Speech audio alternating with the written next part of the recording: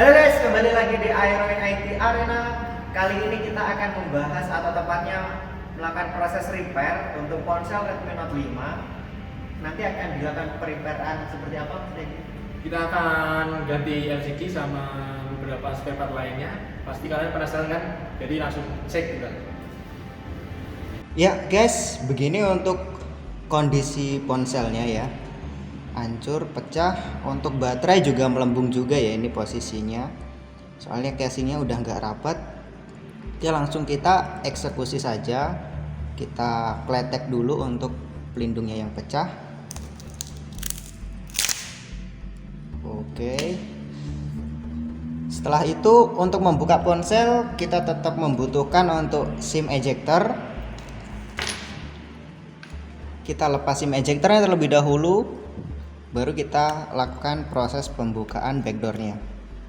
Oke, kita sisihkan. Untuk pembukaan backdoor, di sini kita bisa menggunakan pick.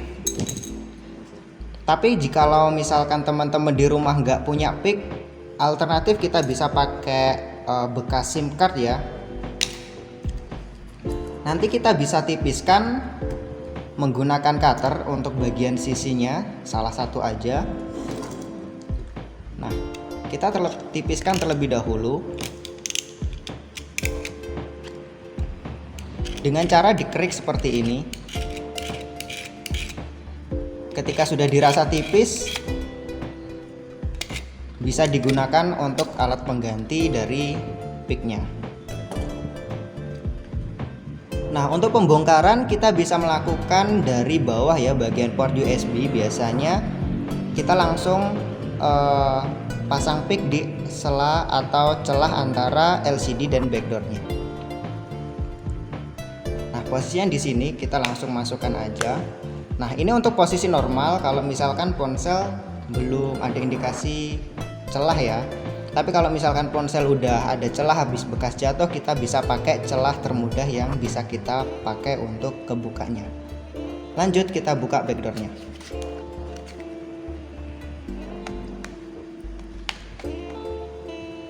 Oke, cukup dibuka setengah saja. Kalau misalkan memang itu bisa dibuka, langsung kita buka. Backdoor sudah terlepas. Begini untuk penampakan awal dari Xiaomi Redmi Note 5. Oke, dalam kasus ini untuk baterainya itu sudah kembung ya, atau hamil istilahnya. Nah, ini biasanya rata-rata karena disebabkan oleh overcharge. Jadi buat teman-teman untuk menghindari baterai yang kembung, itu bisa di monitor untuk pengecasannya ya. Kalau bisa, kalau udah penuh 100% langsung kita cabut, jangan dibiarkan terlalu lama tertancap di charger, soalnya itu berakibat fatal nantinya. Oke, next. Lanjut kita buka untuk bagian-bagian bracket kecil lainnya. Tetap ya, untuk yang pertama kita nanti akan lepas baterai terlebih dahulu agar tidak terjadi konsleting. Wah, blinding itu tadi. Ya, obengnya sudah ada. Kita lepas fingerprint dulu nggak apa-apa ya, karena untuk posisi baterai memang konektornya, maksud saya itu tertutup oleh fingerprintnya.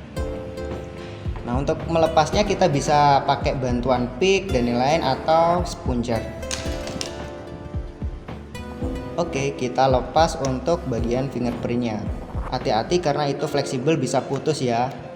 Yang penting nggak putus hubungannya. Fleksibel mah bisa dibeli lagi. Kalau hubungan, gimana nanti? Yap, langsung kita buka baut penutupnya. Oke, kita lepas.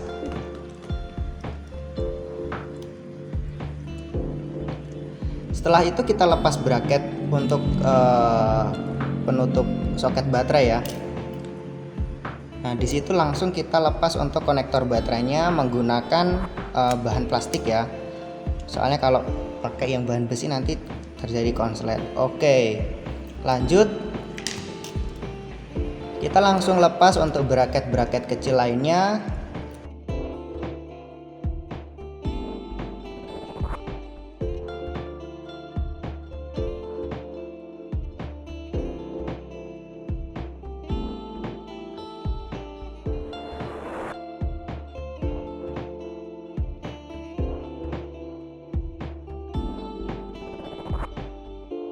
Oke, setelah baut pada penutup bracket terlepas semua, kita langsung lepas untuk bracket kecilnya. Kita bisa mulai dari atas ataupun bawah, terserah suka-suka. Langsung kita lepas aja, kita congkel dari ujung. Ups, melompat deh. Oke, kita langsung lanjut ke bracket yang bawah, kita congkel aja pelan-pelan. Oke, setelah terlepas, kita langsung lepas bracket. Di situ masih ada satu bracket ya di bagian vibrator atau geternya. Nah, di situ kita lepas dulu. Kita bisa pakai bantuan pinset karena agak susah.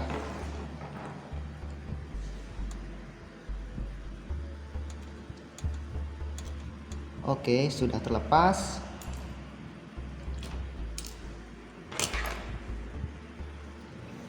Oke, lanjut. Kita langsung lepas untuk konektor-konektor yang lain seperti kabel koaksial, konektor LCD ataupun konektor dari papan cas.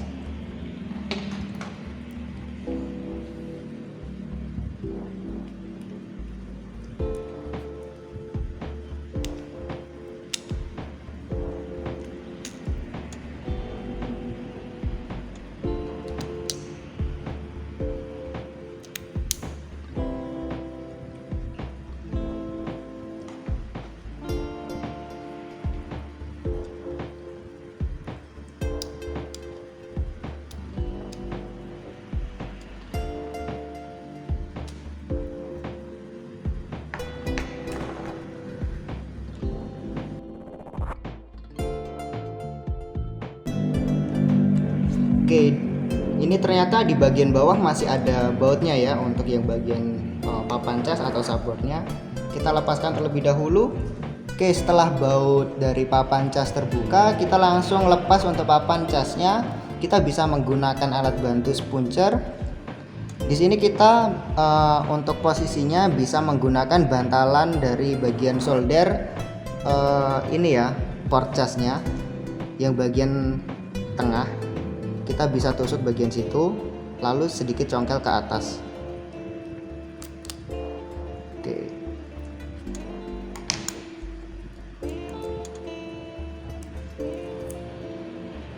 Oke, setelah terlepas kita sisihkan terlebih dahulu. Lanjut kita langsung lepas untuk komponen lainnya, yaitu di sini di bagian mainboardnya.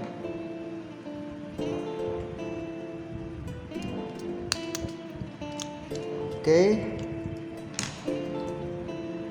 Mainboard terangkat, lalu kita langsung lanjut ke bagian yang selanjutnya.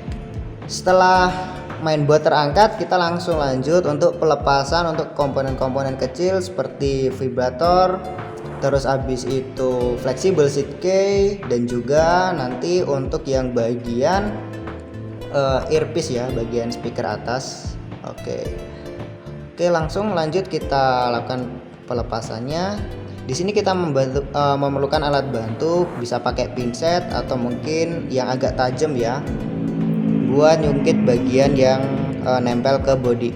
Oke, langsung kita lepas aja.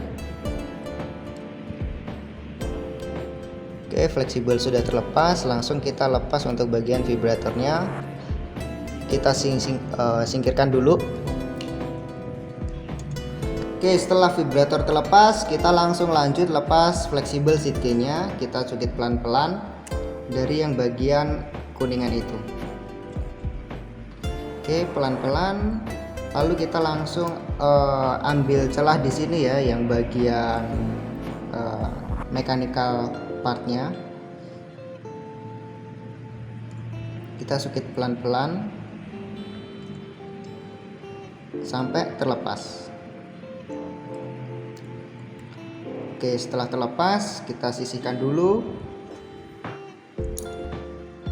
Kita sukitnya ke bawah ya, tidak ke atas. Langsung di situ ada celahnya. Nah, kita sukitnya ke bawah seperti ini. Jadi tidak ke atas, baru kita jepit. Oke, langsung kita sisihkan.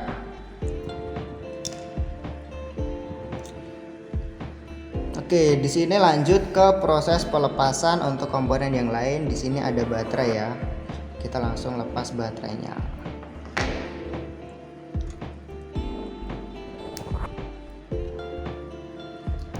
Oke, Oke, lepas secara perlahan untuk perekatnya.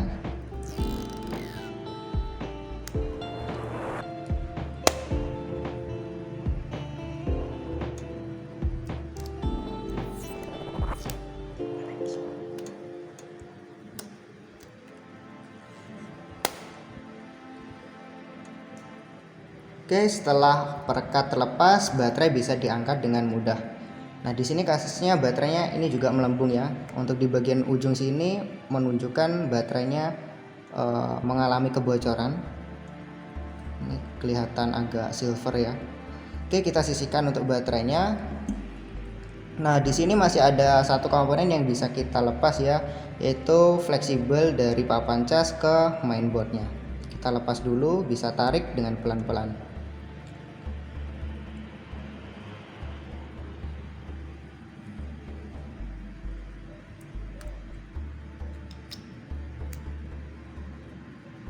Kita sisihkan.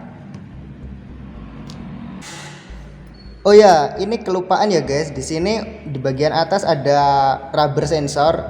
Ini kecil untuk komponennya, tapi sangat berpengaruh ya. Soalnya kalau lupa nggak dipasang, nanti untuk seperti sensor proximity ataupun light sensor jadi terganggu untuk kinerjanya. Kita lepas dulu untuk bagian rubber sensornya.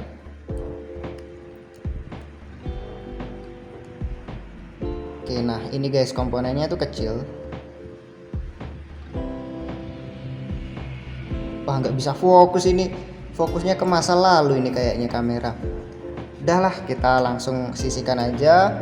Nah, di sini ada juga rubber kamera ya. Tadi lupa nggak diangkat. Fungsinya ya biar kameranya nggak goyang-goyang. Nanti dikira ada musik dangdut lagi, diajak goyang-goyang. Oke, kita sisihkan dulu. Oke ya, di sini untuk bagian komponen-komponennya sepertinya sudah terlepas semuanya. Oke, udah nggak ada lagi. Nah, untuk satu komponen itu bagian flash kamera depan ya. Cuman dalam paket penggantian LCD kali ini itu sudah tersedia ya dari bawaan pabrik. Jadi untuk spare part original itu sudah komplit bersama rumahannya. Oke, kita sisihkan untuk part yang rusak. Kita langsung ambil untuk LCD penggantinya. Oke, ini dia untuk LCD penggantinya. Untuk tampak dari depan, terus untuk yang bagian belakang. Nah, di sini seperti yang saya bilang tadi, untuk yang bagian spare part original di sini sudah include ya untuk yang bagian lampu flash kamera depan itu tadi. Oke, di sini kita akan pasang dulu rubber-rubbernya dari rubber kamera atau rubber sensor, terserah mau mulai yang mana dulu. Di situ udah ada posisinya ya cetakannya, jadi gak perlu takut salah posisinya. Oke, langsung kita lanjut rubber sensor. Mana rubber sensornya kok hilang? Oh, ini ya ketemu.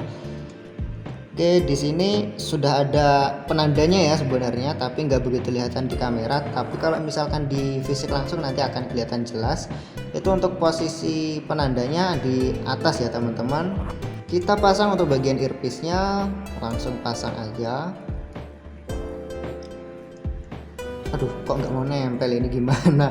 Oh iya, ada magnetnya teman-teman. Oke, kita langsung paskan aja pakai jari nggak apa-apa. Oke, next kita langsung pasang untuk bagian apa ya? Ya, vibrator aja, vibrator. Oke, lanjut kita pasang vibratornya. Oke, kita paskan, presisikan dengan tangan, ditekan-tekan biar nggak goyang ya. Oke, langsung lanjut kita untuk yang bagian seat key. Mana nih seat key-nya? Oke, ya. Seat key sudah di genggaman pinset ya. Langsung kita pasang. Di situ sudah ada penandanya ya teman-teman, tinggal pasin aja penandanya. Oke, jadi nggak perlu takut nggak presisi karena di sini udah ada penandanya. Langsung pasang aja. Kalau misalkan kesusahan kita bisa presisikan menggunakan jari ya. Oke, langsung kita pasang yang bagian sampingnya. Oke, kita tekan-tekan. Oh ya, apabila misalkan untuk perekat yang sebelumnya itu udah nggak lengket lagi, teman-teman bisa menggunakan alternatif seperti double tip ya buat perekatan seat key-nya atau tombol samping ke bodi. Oke, langsung setelah selesai kita pasang mainboardnya ya. Oke, di sini kita tinggal pasin aja ya posisinya. Kita pakai feeling good ya, nanti ketika udah kuncinya pas tinggal trep pasang deh. Kita ambil sabotnya atau papan cas, langsung kita pasang aja ke posisi yang sebelumnya. Kita presisikan, bisa pakai jari. Kita rapikan untuk bagian kabel koaksialnya ya. Di situ sudah ada jalurnya, tinggal masukin aja. Oke, kita bisa pakai kuku seperti ini, nggak masalah. Terus, nah di sini ada kancingannya ya untuk bagian. Nah ini dia. Nah di sini ada kancingannya. Kita masukin kabel fleksibel, koaksialnya ke kancingan. Oke, kita bisa pakai bantuan kuku atau pinset ya, suka-suka, yang penting kepasang aja deh. Oke, lalu kita pasang untuk bagian ujung koaksial ke mainboard ya.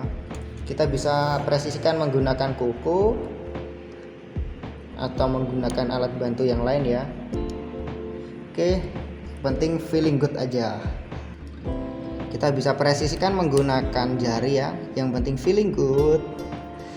Oke, di situ ada lubang-lubang juga, kita tinggal presisikan atau paskan untuk lubangnya. Nanti otomatis udah pas di posisi di mainboardnya. Tinggal kita pasang konektor yang atas, klik sampai kedengeran bunyi klik ya, biar itu menandakan udah kekunci dengan rapi.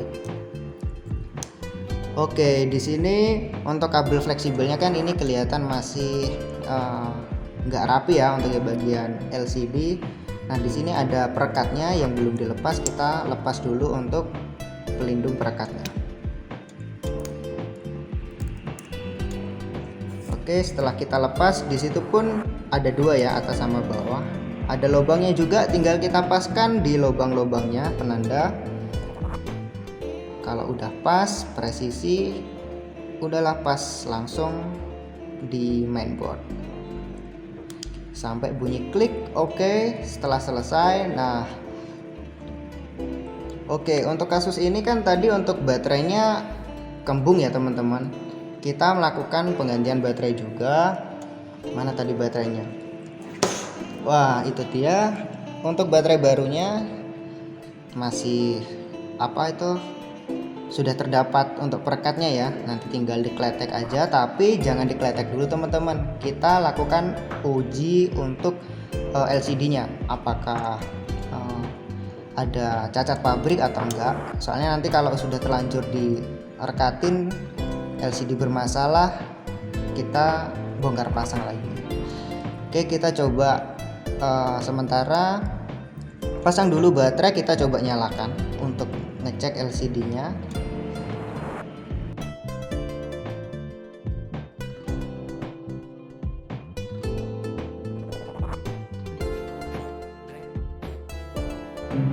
Oke, ponselnya udah nyala. Untuk bagian LCD sepertinya normal ya. Kita coba tes dulu.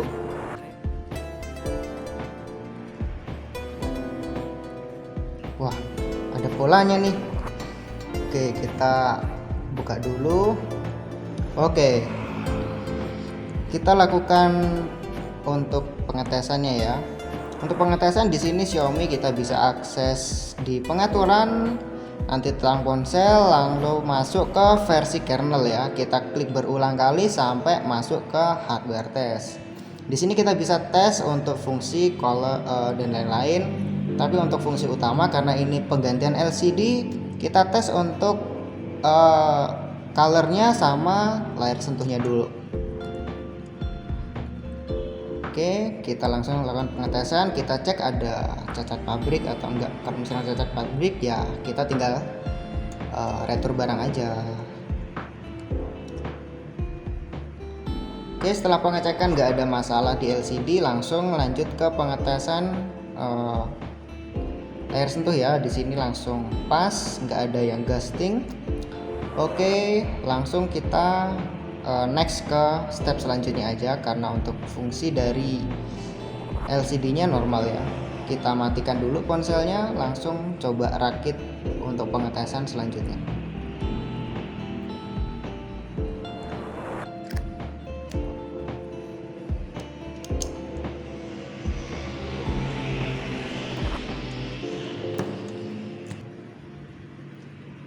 Ya, di sini langsung kita lanjut untuk perakitan ya. Kita pasang lagi baut-bautnya.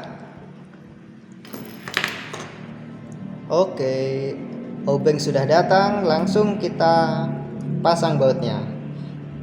Untuk yang bagian bawah tadi ada satu ya di bagian papan casnya. Kita baut, langsung kita pasang untuk bagian speaker ya. Speakernya kita pasang dulu. Sampai bunyi klik ke kancing. Setelah itu langsung kita baut aja lagi.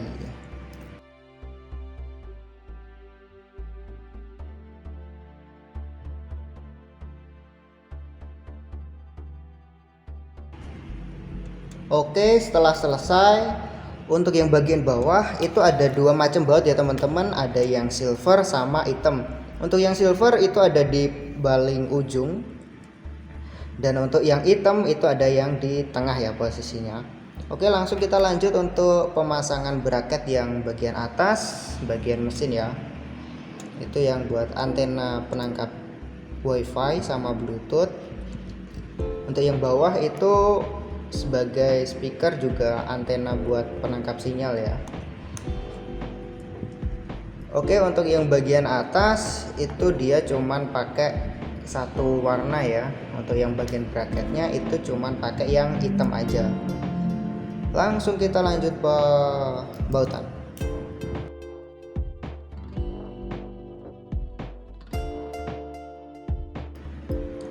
Oke, setelah yang bagian bracket atas selesai, kita jangan lupa untuk kunci bagian ini ya, vibratornya, karena kalau nggak dikunci nanti getarnya jadi kasar. Oke, next langsung kita tutup pakai yang bracket kecil tadi ya. Untuk yang bagian ini untuk bautnya dia pakai yang silver ya.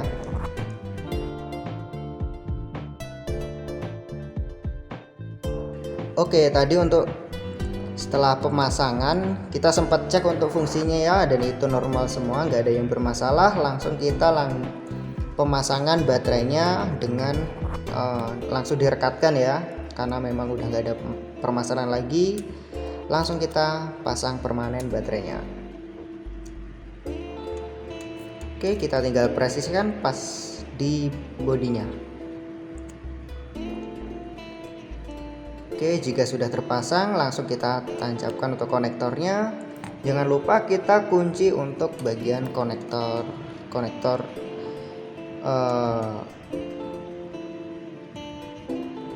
apa ya, lupa baterai dan juga papan cas, fleksibel dari papan cas maksudnya.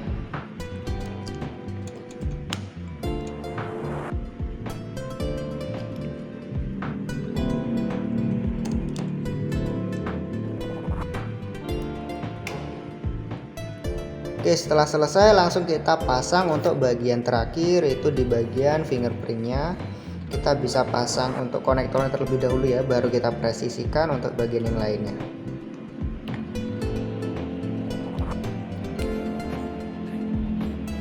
Oke, setelah selesai kita pasang ulang untuk back covernya.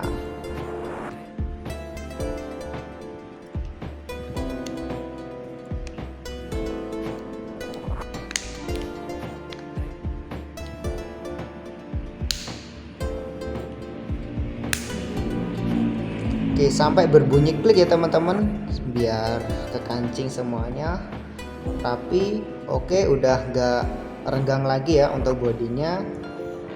Oke, lalu kita langsung pasang untuk SIM tray-nya. Oke, langsung let's try, coba dinyalakan. Dan tara, nggak nyala. Tara, ya mempesona, membahana. Oke, untuk proses repairnya sudah selesai, ponsel sudah kembali seperti sedia kala, nggak ada lecet, nggak ada luka, cuman di covernya aja ya, karena memang si customer tidak menginginkan penggantian baterai covernya, jadi nggak apa-apa sih, karena memang nggak fungsinya nggak terlalu signifikan ya. Nah, di sini untuk part yang diganti tadi sama Mas Teddy, apa aja tadi Mas Teddy? Oke, jadi yang diganti yaitu adalah layar depan atau front covernya sama baterainya juga, karena baterainya tadi juga sedikit keruh, jadi perlu diganti juga. Nah, dan bagi kalian yang ingin bertanya-tanya bisa di komen di bawah atau di deskripsi ada kontak personnya kami, nanti kami sertakan juga. Oke, mungkin video ini bisa mengedukasi kalian. Untuk customer puas, kami lemas teman. Jadi mungkin sekian saja video kali ini. Sampai jumpa. Selamat malam.